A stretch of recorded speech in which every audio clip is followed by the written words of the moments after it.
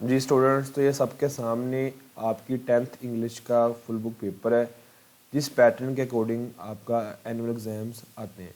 तो ये तमाम चीज़ें आपके सामने हैं, इसी पैटर्न के अकॉर्डिंग आपका पेपर आना है। और ये पास्ट पेपर मैंने आप सबके सामने खोला हुआ है और मैं आप सबके साथ आज इसी पैटर्न को फॉलो अप करते हुए आपका 2 डे प्लान 10th इंग्लिश का डिस्कस करूँगा, ताकि हमें पता चले कि हमने 2 डे प्लान के अंदर वो क्या करना है। और ये वो तमाम चीज़ें हैं जो पेपर में आनी है, कौन सी चीज़ कहाँ से करनी है और आपके 2 डे प्लान में क्या क्या चीज़ें हैं, कैसे कैसे करनी, तो वो तमाम चीज़ें मैं आप सबके साथ डिस्कस करूँगा। मुझे नहीं पता वीडियो की लेंथ कितनी हो जाएगी, लेकिन इस वीडियो के बाद आपको इंग्लिश के अकॉर्डिंग किसी और वीडियो को देखने की ज़रूरत नहीं होगी।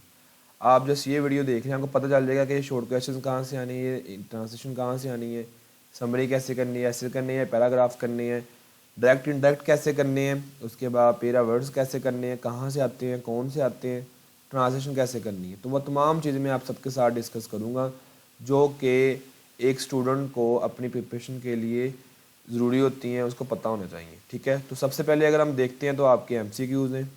ठीक है जी, तो MCQs हो गए, उसके बाद स्पेलिंग्स हैं MCQs के अंदर आते हैं, कुछ ग्रामर का पार्ट आ जाता है, तो ये भी मैं आपको बताऊंगा। उसके बाद ये आपके क्वेश्चंस हैं।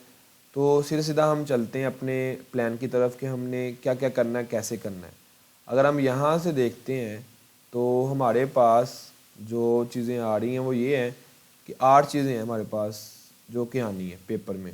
फर्स्ट ऑफ ऑल हमारे पास MCQs हैं, उसके बाद शॉर्ट क्वेश्चंस हैं, उसके बाद ट्रांसलेशन है, फिर समरी है, उसके बाद ऐसे हैं, पैराग्राफ लिखना होता है, डायरेक्ट इनडायरेक्ट है, पेरा वर्ड्स हैं और फिर ट्रांसलेशन है। अब हम ऐसा क्या करें कि हम इन तमाम चीज़ों को, जो कि हमारे पास टोटल 8 पार्ट्स बनते हैं, उनको 2 हिस्सों में डिवाइड करें ताकि हमारी 2 दिनों के अंदर अच्छी प्रिपरेशन हो जाए, क्योंकि पेपर तो यही 8 चीज़ें आनी हैं। तो अगर हम इन 2 डे प्लान्स के अंदर हम इसको लेकर चलते हैं तो हम देखते हैं कि कौन कौन सी चीज़ें हैं जिनका हम पेड़ बना लें तो हमारे लिए उनको रेडी अप करना आसान हो जाएगा। ठीक है, तो ये मेरे पास, अगर मेरे पास 2 डे हों तो मैंने इस तरीके से अपने जो सिलेबस को डिवाइड किया हुआ है। सबसे पहले है जो हमारा फर्स्ट डे है, उसके अंदर हम करेंगे जैसे कि लेट्स सपोज आपके पेपर, इंग्लिश के पेपर में 2 दिन रह गए हैं, तो आपने प्रिपरेशन करनी है।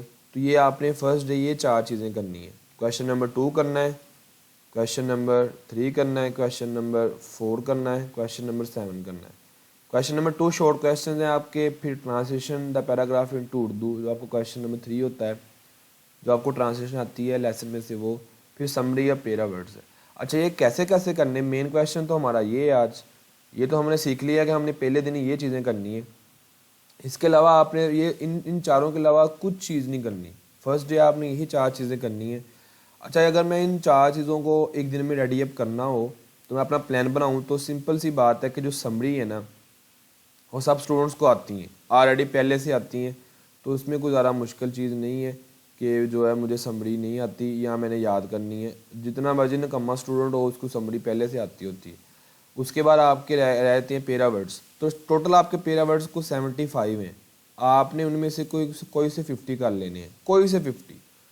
मैंने भी ग्रुप के अंदर शेयर कर दिए हुए हैं, कर दूंगा। पेड वालों को मैंने पहले दे दिए हुए हैं, फ्री वालों को भी कर दूंगा। तो जैसे भी है, लेकिन ये कि आप कोई से 50 कर लें, कोई से 50 पेरा वर्ड्स अगर आप कर लेते हैं ना, तो आपके जो ये वाला पार्ट है ना कि पेरा वर्ड्स का, वो आपका इजीली सॉल्व हो जाएगा। कोई से 50 पेरा वर्ड्स आपने करने हैं। ठीक है जी। उसके बाद आ जाता है आपकी समरी। ओबियसली ये भी हमने अभी देख लिया कि ईजी है, बहुत ज़्यादा ईजी है। 3 समरी तो तीनों की तीनों ही करनी है। ये बात गलत है कि पहली आती है, दूसरी आती है, तीसरी नहीं आती, नहीं, तीनों में से कोई सी भी आ जाती है। अब आती है आपके फर्स्ट डे के अंदर ये 2 चीज़ें। तो आपने ये पेरा वर्ड्स हैं, ज़्यादा से ज़्यादा भी अगर आपका टाइम लगेगा तो 1 घंटा लगेगा। 1 घंटे के अंदर आपको सारे हो सकते हैं, 50 नहीं बल्कि सारे ईजिली आप कर सकते हैं प्रिपेयर। और उसी दिन आपने समरी करनी है तो वो आपकी आधे घंटे में रिवाइज हो जाएंगे, क्योंकि आपको पहले से आती हैं, तो आपने सिर्फ उनको रिवाइज ही करना है। ऐसे ही है जी, तो आप इजीली उनको रिवाइज कर सकते हैं। उसके बाद अगर हम देखते हैं ट्रांसलेशन को और क्वेश्चन आंसर्स को, ये सबसे मेन चीज़ है हमारी फर्स्ट डे के अंदर के, जो हमारे थोड़ा सा टफ है या हम कह लें थोड़ा सा लेंथी है।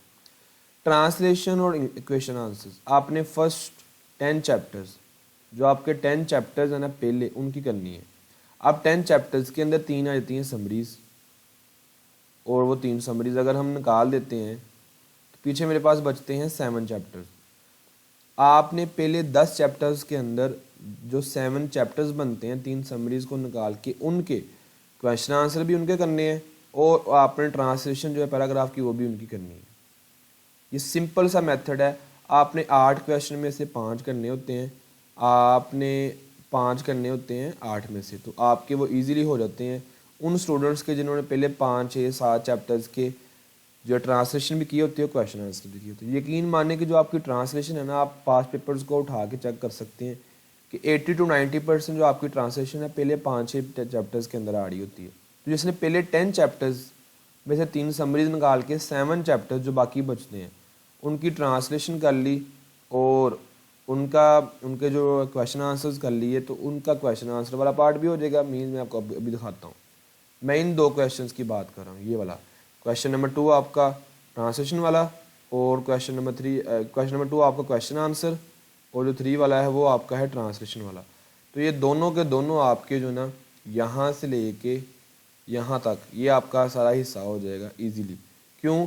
अगर आप पहले 7 चैप्टर्स कर लेते हो, इजी है, इसको फॉलो अप करो। इसके अंदर आप किसी गैस की ज़रूरत नहीं है कि सर मुझे बता दें कौन सा पैराग्राफ है जो आना है पेपर में, या सर मुझे बता दें कौन से क्वेश्चन आंसर जो आने। नहीं, बस आप पहले 7 चैप्टर्स के एक्सरसाइज वाले क्वेश्चन कर लो।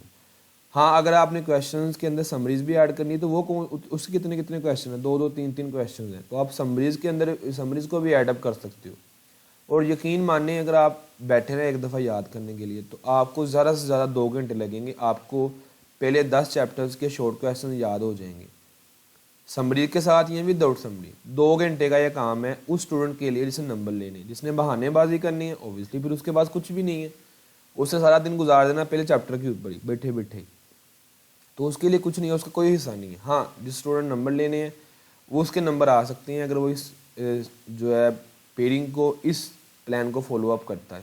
यकीन माने कि ये जो प्लान है ना ये टॉपर्स के लिए है, और उन स्टूडेंट्स के लिए भी जिन्होंने बिल्कुल भी तैयारी नहीं ना की उनकी भी अच्छी तैयारी हो जाएगी इस प्लान को फॉलो अप करते हुए।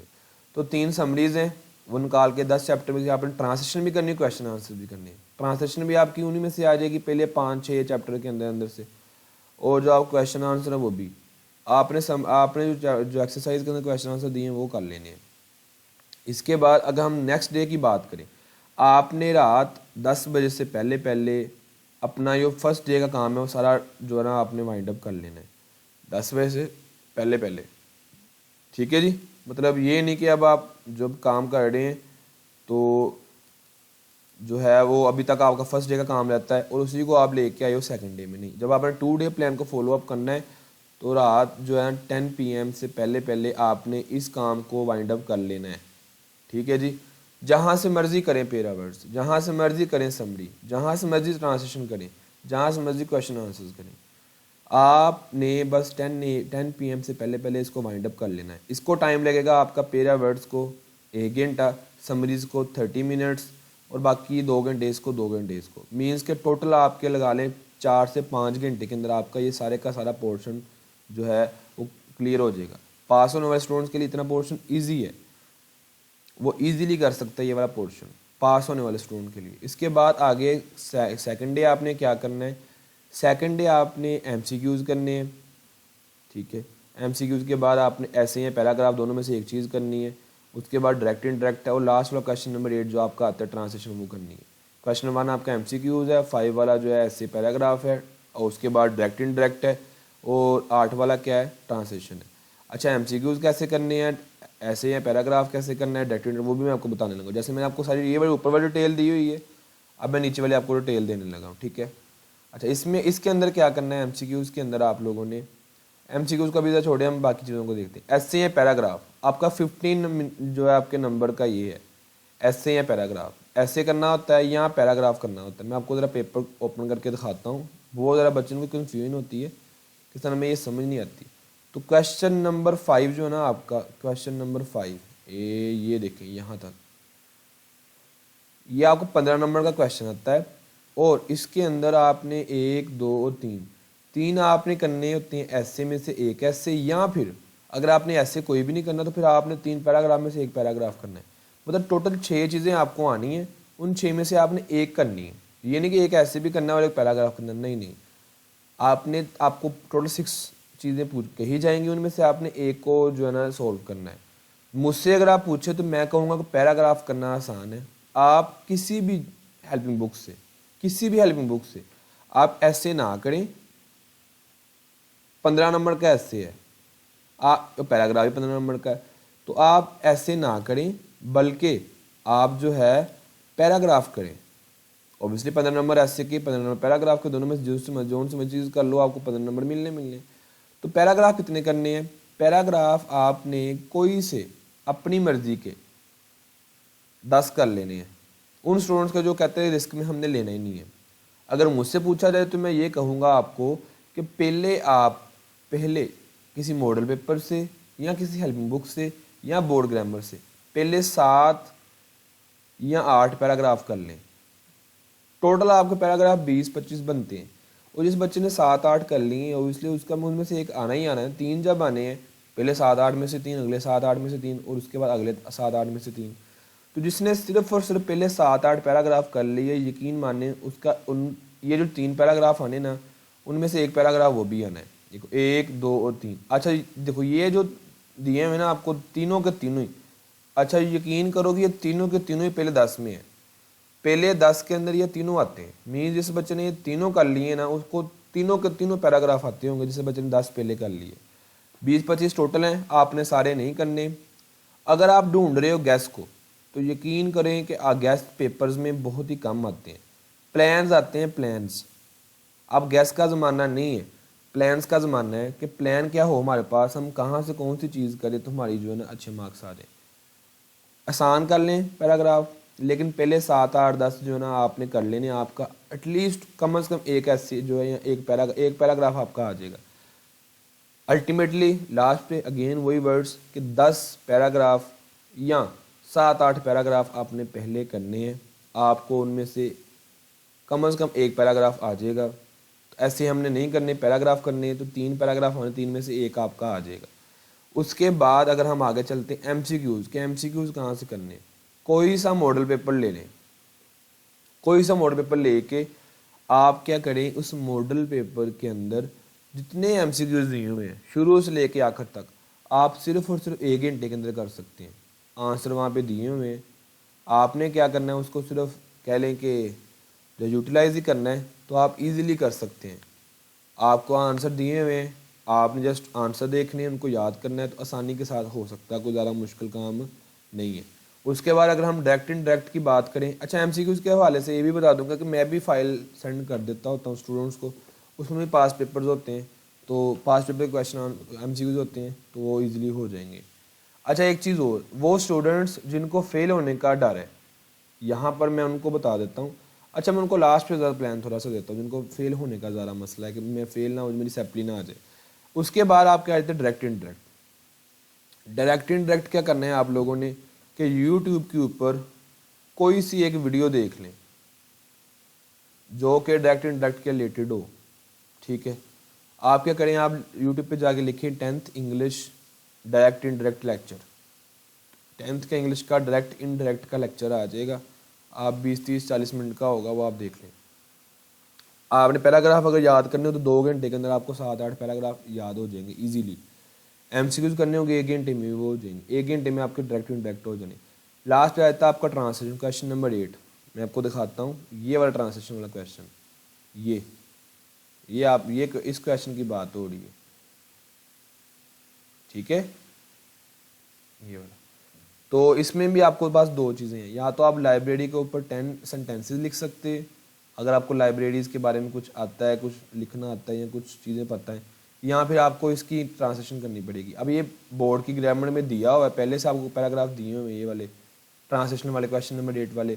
तो वो आप क्या करें, आप कोई से वहाँ से 15 से 20 कर लें पैराग्राफ। ओबियसली वो ज़्यादा हैं, 40-45 हैं, तो 15-20 आप करने ही पड़ने। अगर आप गैस की तरफ ढूंढ रहे हो, गैस मुझे मिल जाए मैं वहाँ से कर लूँ, तो भाई गैस के अंदर गैस वाले ने भी आपको 15-20 दिए ही होंगे, तो उससे अच्छा ये कि आप खुद से इसको कर लो। ठीक है, आसान है। तो ये तमाम चीज़ें हैं। जब आपने फर्स्ट डे वो अपना सारा काम किया होगा, आपने सेकंड डे ये सारा काम किया होगा, तो आपको मुश्किल नहीं है अब तैयारी करना। ठीक है, तो ये कोई से आप 10 से 15 जो है ना पैराग्राफ कर लो याद, उन्हीं में से एक आना होता है जो आपको बोर्ड ग्रामर में दिया हुआ है। ठीक। अब ये तमाम जो 2 डे का प्लान है, यकीन माने अगर इसको फॉलो करते ना तो आपकी एक तो तैयारी अच्छी हो जाएगी और आपका पूरे का पूरा जो पेपर है ये वाला सारे का सारा इजीली जो है मैनेज हो जाएगा। लेकिन अगर आपने टाइम वेस्ट करना है, इधर उधर देखना है और तो जो है काम नहीं करना, या ये सोचना है मेरी तैयारी नहीं है, आज का काम कल करना, कल का काम आज करना है, सिस्टमेटिक वे से इसको नहीं लेके चलना, तो फिर आपकी समझ लेकर तैयारी नहीं होनी। ठीक है। तो तैयारी के लिए आपको चाहिए कि जो है आपका जो माइंड है बिल्कुल फ्रेश हो, आप टोटली जो है उसके लिए रेडी हो। अब जो बच्चा कहता है मैंने पास होना है, उसको मैं बता देता हूँ। पास होने वाले स्टूडेंट के लिए सबसे सबसे ज़्यादा जो अहम चीज़ है वो है समरी, कि वो समरी करे। ठीक है, मैं यहाँ एडोन बनाता जा रहा हूँ उन स्टूडेंट्स के जिन्होंने पास होना है। समरी करे, सबसे ज़्यादा आसान है समरी। उसके बाद वो पेरा वर्ड्स करे, सबसे ज़्यादा आसान है पेरा वर्ड्स। और फिर क्या करे, पैराग्राफ, इंतहाई आसान है, 10 7 8 10 पैराग्राफ करने जिसने पास होना है। और उसके बाद वो करे एमसीक्यूज़। पास्ट पेपर्स के एमसीक्यू सारे रिपीट होते हैं इंग्लिश के अंदर, ये आप चीज़ कान खोल के सुन लें। ठीक है। और अगर वो कर सकता है तो क्वेश्चन आंसर करे, ये भी बच्चों ने किए होते हैं जो थोड़े से वीक होते हैं स्टूडेंट्स। तो ये 3 4 5 चीज़ें हैं, इनको अगर आप फॉलो करोगे तो आपको जो है ईजिली आपका पेपर हो जाएगा। तो ये आपका 2 डे प्लान है। तो यकीन करें कि अगर आप इसको फॉलो करते हैं ना, अल्टीमेटली आपके अच्छे मार्क्स आएंगे और आपकी जो है प्रिपरेशन भी अच्छी हो जाएगी। ठीक है। वीडियो को लाइक करना है, शेयर करना है, चैनल को सब्सक्राइब करना है, दोस्तों के साथ भी शेयर करना है। कमेंट बॉक्स में अपना ज़रूर बताना कि आपका टाइम ज़ाया हुआ है या वाकया ही आपको इसका फ़ायदा हुआ है। सब ने कमेंट जो है वो ज़रूर करना है। ठीक है। उम्मीद करता हूँ आपको आपका जो 2 डे प्लान है वो समझ आ गया होगा। इसके साथ जो है आपका पूरा पेपर जो मैंने आपको समझाया वो भी आपको समझ आ गया होगा। ठीक है। इसके अलावा अगर कोई भी क्वेश्चन आपका है तो आप मुझे कमेंट बॉक्स में कर लें, मैं उसका आपको रिप्लाई कर दूँगा। ठीक है। व्हाट्सएप ग्रुप का लिंक मैंने डिस्क्रिप्शन के अंदर दिया, वहाँ से आप व्हाट्सएप ग्रुप को भी ज्वाइन कर सकते हैं। Thank you so much.